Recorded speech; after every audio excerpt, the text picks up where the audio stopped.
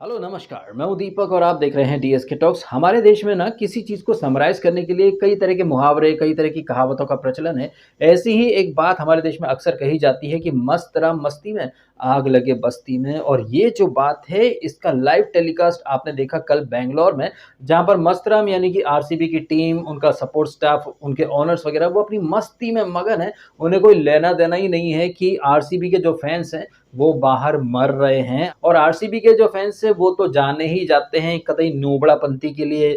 हद से ज़्यादा क्रेज़ी, हद से ज़्यादा पागल और हद से ज़्यादा टॉक्सिक फैंस हैं आरसीबी के।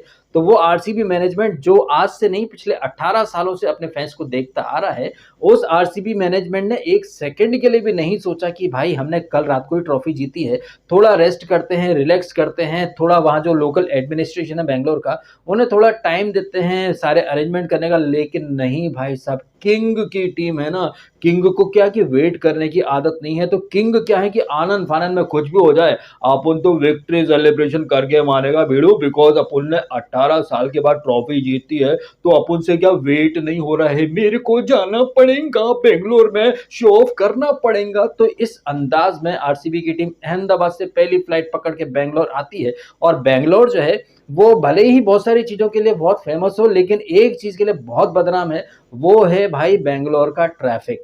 बात तो सही है। ऐसे बहुत सारे सेलिब्रिटीज़ हैं, बहुत सारे लोग हैं जो कि सोशल मीडिया पर अक्सर अपना दुखड़ा रोते फिरते हैं कि आप दिल्ली से बंबई जल्दी पहुंच जाएंगे फ्लाइट में, लेकिन बेंगलोर एयरपोर्ट से अपने होटल या घर तक पहुंचने के लिए आपको सदियां लग जाती हैं।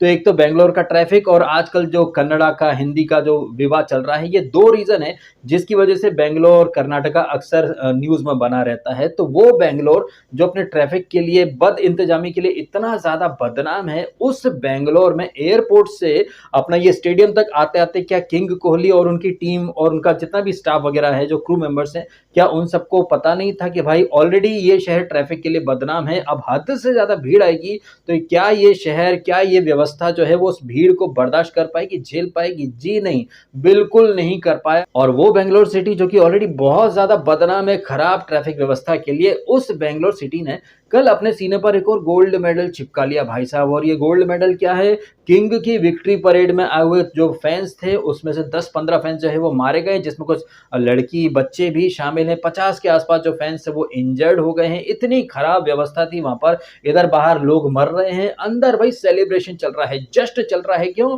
क्योंकि 18 साल के बाद ट्रॉफी जीती है।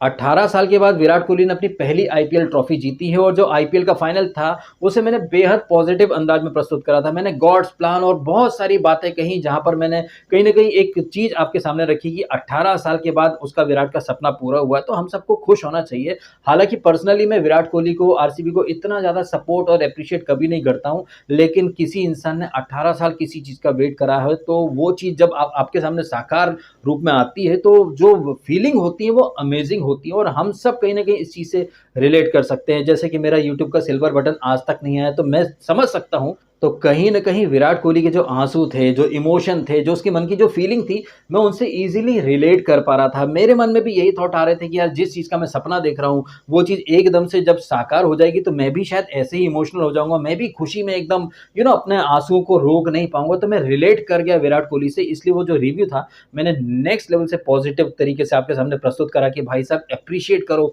उसको सक्सेस मिली 18 साल के बाद, so let's celebrate rather than being like behave like a cry baby. तो मैंने उस रिव्यू को बहुत ज़्यादा पॉजिटिव रखा। बट मुझे क्या पता था कि भाई जिस चीज़ को मैं अप्रिशिएट कर रहा हूँ, जिस टीम को मैं अप्रिशिएट कर रहा हूँ, जिस इंसान को मैं अप्रिशिएट कर रहा हूँ, उसी इंसान को 24 घंटे के बाद मुझे गालियाँ भी देनी पड़ जाएंगी। बिकॉज विराट कोहली, आरसीबी का जो मैनेजमेंट है वो गाली खाने का ही अधिकारी है। क्या आपको नहीं पता था कि आपके फैंस कैसे क्रेजी हैं? आप लोग जब बेंगलोर एयरपोर्ट पर लैंड किए होगे, वहां से जब आप स्टेडियम तक आए होगे, अपने होटल तक आए होगे, तो आपने ऑलरेडी देख लिया होगा कि भाई फैंस जो है वो हद से ज्यादा क्रेजी हो रहे हैं, अपने फेवरेट क्रिकेटर की झलक पाने के लिए बेताब हो रहे हैं, ट्रॉफी देखने के लिए बेताब हो रहे हैं।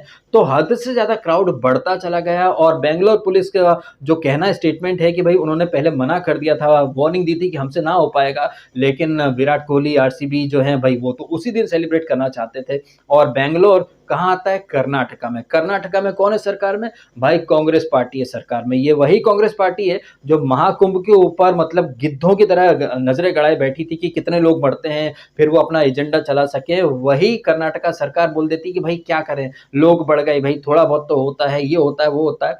महाकुंभ जो कि भाई मतलब एक आस्था का पर्व है, करोड़ों लोग आए थे वहां पर और कितना जबरदस्त तरीके से योगी जी की सरकार ने पूरा महाकुंभ का आयोजन करा था। लेकिन छोटी छोटी कमियां निकालने के लिए ये इंडी अलायंस वाले बैठ गए थे। उन्हीं इंडी अलायंस के स्टेट में एक टुच्ची सी आईपीएल ट्रॉफी के लिए ऐसा पागलों जैसा सेलिब्रेशन होता है जिसमें 10-15 लोग मर जाते हैं, लेकिन वहां की बेशरम इंडी अलायंस की सरकार जो है वो पल्ला झाड़ रही है। इनफैक्ट इंडी अलायंस की ये कांग्रेस पार्टी नहीं बल्कि आईपीएल वाले, बीसीसीआई वाले, आरसीबी वाले, ये क्रिकेटर्स, हमें तो पता ही नहीं, हमें तो पता ही नहीं, हमें तो पता ही नहीं। अरे हमें तो पता ही नहीं तो किसको पता होगा भाई साहब। तमाम बातों का निचोड़ ये है कि कल ये जो बेंगलोर में जो हादसा हुआ है उससे हर कोई पल्ला झाड़ने की कोशिश कर रहा है।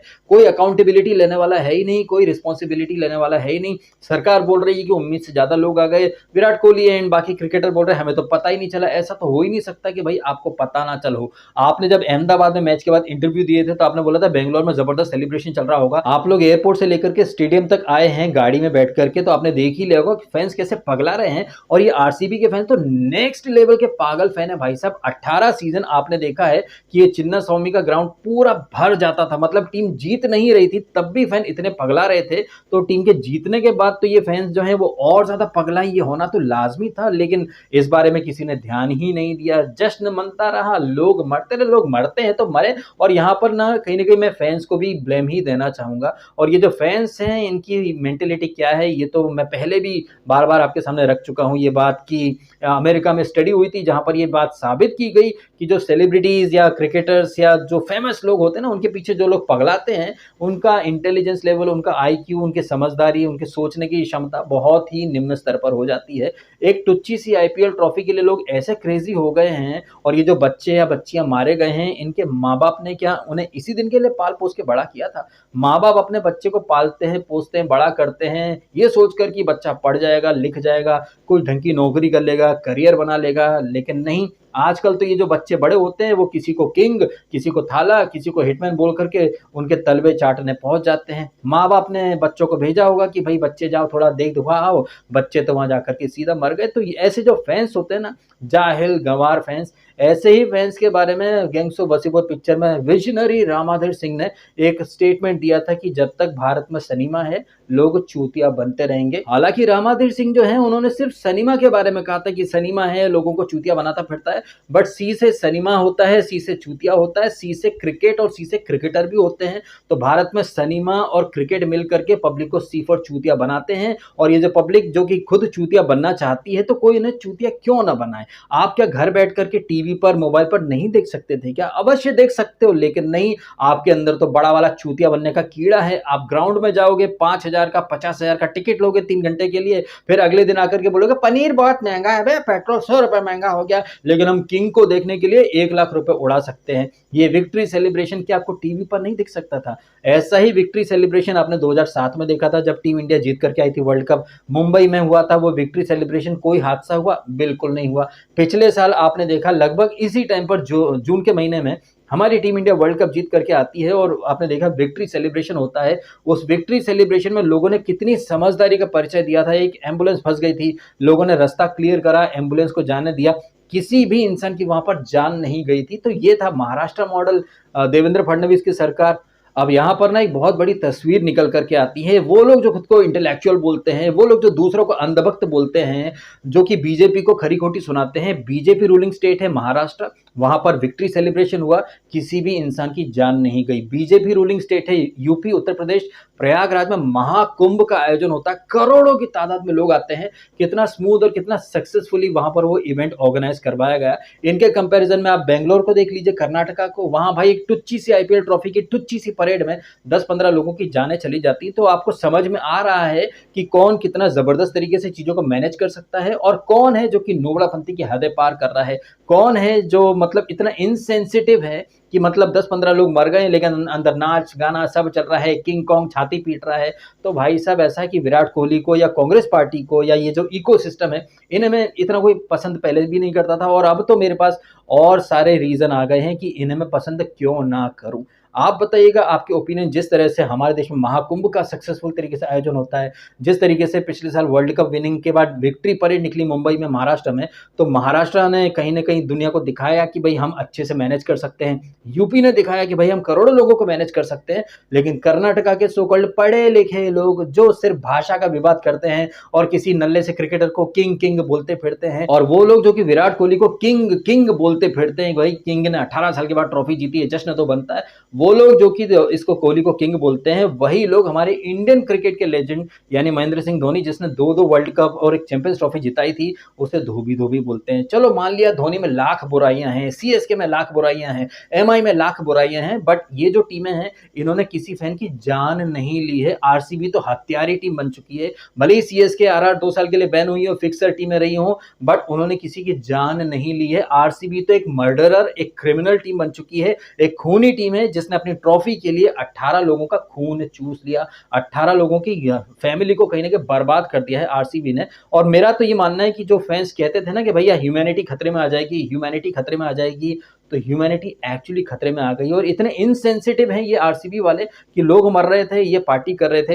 हालांकि आरसीबी और ये पंजाब का जो फाइनल था, उसके बाद मैंने रिव्यू में गॉड्स प्लान का आपके सामने एक वो थ्योरी रखी थी कि भाई भगवान का एक प्लान हो सकता है, और ये भगवान का ही प्लान है। भगवान ये दिखा भी रहे हैं कि भैया 18 साल से इस टीम को हमने ट्रॉफी से दूर क्यों रखा था। एक बार हमने चलो इनको ट्रॉफी दे दी है, लेकिन उस ट्रॉफी के बाद वो एक डायलॉग है ना कि with power comes great responsibility. RCB वालों को पावर तो मिल गया, लेकिन रिस्पॉन्सिबिलिटी से इन लोगों ने पल्ला झाड़ लिया। और ये जो 18 साल के बाद आरसीबी वालों को ट्रॉफी मिली है, भगवान इनके ऊपर मेहरबान हो गया है। और ये जो भगवान का जो प्लान था, इसके बारे में मैंने पिछली वीडियो में बात भी करी है। ये जो प्लान है कहीं ना कहीं अब मुझे इस प्लान का दूसरा पार्ट भी थोड़ा थोड़ा समझ में आने लगा है। ये बिल्कुल वही लीला है भगवान की। वो जो भस्मासुर नाम का राक्षस था, वो महादेव को प्रसन्न कर लेता है। महादेव खुश होकर के, भोले भाले हमारे महादेव वरदान दे देते हैं भस्मासुर को कि तू जिस पर हाथ रखेगा वो भस्म हो जाएगा। ले वो तो महादेव के ऊपर ही हाथ रखने के लिए भागने लगता है। फिर भगवान विष्णु मोहिनी अवतार लेते हैं। तो कहीं ना कहीं आरसीबी वालों को ट्रॉफी देकर भगवान भी अपनी लीला का दूसरा चरण शुरू कर रहे हैं कि लो हमने प्रसन्न होकर